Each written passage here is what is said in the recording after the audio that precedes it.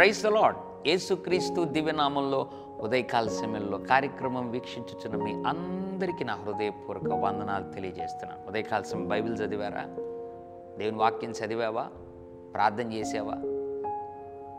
లేదండి, బిజీగా ఉన్నాను, కాలేజ్ టైం అయిపోయింది, ఆఫీస్కి టైం అయిపోయింది, పిల్లల్ని స్కూల్కి పంపించాలి, మళ్ళీ వాళ్ళు వెళ్ళిన తర్వాత చదువుతాను, లేదా అందరినీ పంపించి ప్రార్థన చేస్తాను, లేదా ఆఫీస్లో పనిచేస్తుంటే ఆఫీస్ అయిపోయిన తర్వాత ఇంటికి వచ్చి రాత్రి ప్రార్థన చేసుకుంటాను, ఉదయం చదవని బైబిల్ రాత్రి చదువుతాను అని రకరకాలుగా దేవునికి ప్రాధాన్యతనివ్వకుండా ఒకవేళ మన జీవితంలో తొలగిపోతున్నామేమో.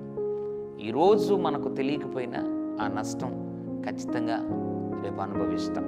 ఈరోజు మన జీవితాల్లో ఒకవేళ పరిస్థితులు తారుమారు కాకపోయినా రేపైనా ఖచ్చితంగా అవ్వటం ఖాయం. అందుకే వాక్యంలో నుండి దేవుడు ఒక మాట జ్ఞాపకం చేస్తున్నాడు. ద్వితీయోపదేశకాండం 6వ అధ్యాయం 12వ వచనం, యెహోవాను మరువకుండా నీవు జాగ్రత్త పడుము. ఎంత అద్భుతమైన మాట రాయించాడు. దేవుని మరవకుండా జాగ్రత్త పడాలి, మరవకూడదు.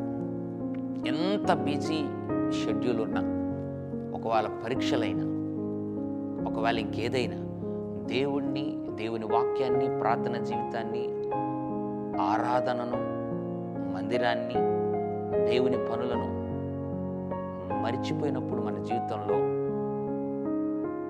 చాలా ప్రతికూల పరిస్థితులు ఎదుర్కొంటాం. కాబట్టి ఇంతవరకు ఒకవేళ అలా మరిచిపోయి ఉంటే ప్రభుని క్షమించమని కోరి ఇక మీదట నిన్ను మరవకుండా జాగ్రత్త పడుతాను ప్రభు అని అడగగలిగితే దేవుడు మళ్ళీ నిన్ను సమకూర్చి తన ఆత్మతో నింపి, శక్తి తన బలముతో నింపి నిన్ను ముందుకు నడిపిస్తాడు. పరిశుద్ధ తండ్రి, నీకు వందనాలు.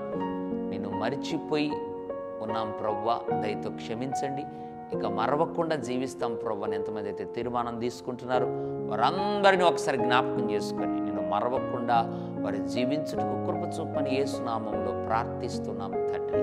ఆమేన్, ఆమేన్. God bless you.